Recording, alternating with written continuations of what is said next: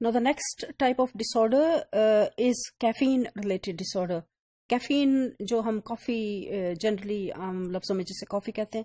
So caffeine related disorders include caffeine intoxication, caffeine withdrawal and other caffeine induced disorders, unspecified caffeine related disorder, but I will mainly focus on the first two. Now what is caffeine intoxication and its criteria? The person has recently consumed caffeine. उसने अभी थोड़ी देर पहले या अभी फौरन पहले जब भी उसके अंदर ये सिम्टम्स आई हैं उसने कॉफ़ी पी हुई हो, कैफीन ली हुई हो, may be in form of refined kind of manufactured. बहुत सी अब मार्केट में आ गई हैं.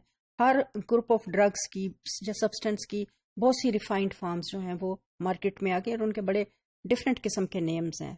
लेकिन the major component of those are falling within any of these groups. So अगर कैफीन उसने recently consume की है, 5 or more B criteria is 5 or more of the following signs or symptoms developing during or shortly after consumption of caffeine. First one is restlessness, mean बेचैनी होगी, nervousness, confusion होगा, the person will be ये सारे के सारे जो sign है ये दोनों के दोनों ये एंजाइटी के साइंस हैं. एक्साइटमेंट, इंसोमनिया, आप एग्जाम्स में कॉफ़ी पीते हैं इसलिए कि नींद ना आए. So insomnia is one actually indication and sign and symptoms कि नींद जो है वो ख़त्म हो जाती है, कम हो जाती है. फ्लश्ड फेस, चेहरा जो है वो सुर्ख हो जाता है, रेड फेस हो जाता है. Sixth is diuresis mean excessive urination. And 7 is gastro intestinal disturbances, stomach की प्रॉब्लम्स भी हो सकती हैं. 8 मसल ट्विचिंग, ऑटोमेटिकली मसल जो हैं वो खुद ब खुद ट्विचिंग होती है उनकी. मसल ट्विच मीन्स के खुद ब खुद वो लाइक आई है तो वो ब्लिंक होगी, या मसल्स हैं वो खुद ही खुद ट्विचिंग होने की शुरू हो जाएगी. Rambling flow of thoughts and speech, in non-coordinated kind of speech, flow of thoughts and speech. Now your thoughts are actually reflected in speech. आपकी जो सोचें हैं वो वैसे तो कोई नहीं पढ़ सकता unless you speak out and then people can figure out कि something is wrong with this person.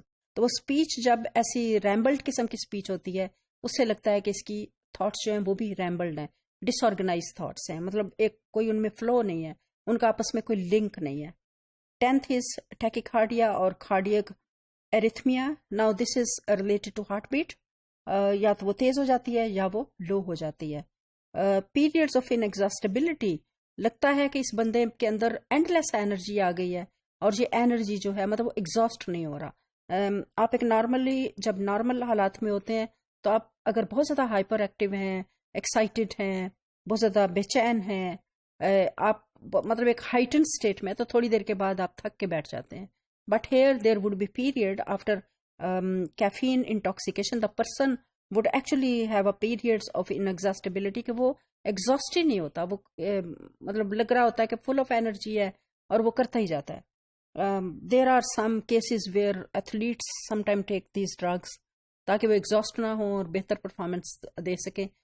Students take these in exams so that they don't feel exhausted and they keep their brain keeps itself active and they're able to focus and without sleeping. And then 12th is psychomotor agitation. Psychomotor agitation mean के restlessness of psychomotor mean muscular जो activity है उसके अंदर भी बेचैनी नजर आती है आपको देखने में. So these were all symptoms of caffeine intoxication. And the people who consume it soon after or during consumption, इनमें से ये signs and symptoms जो हैं वो appear होना शुरू हो जाते हैं. And basically if you look at these symptoms, they are more of stimulating somebody. नींद नहीं आ रही और वो agitated है, nervous है, बहुत ज़्यादा उसकी speech बहुत ज़्यादा accelerated भी है और speech जो है उसमें flow भी नहीं है, thoughts भी rambled हैं.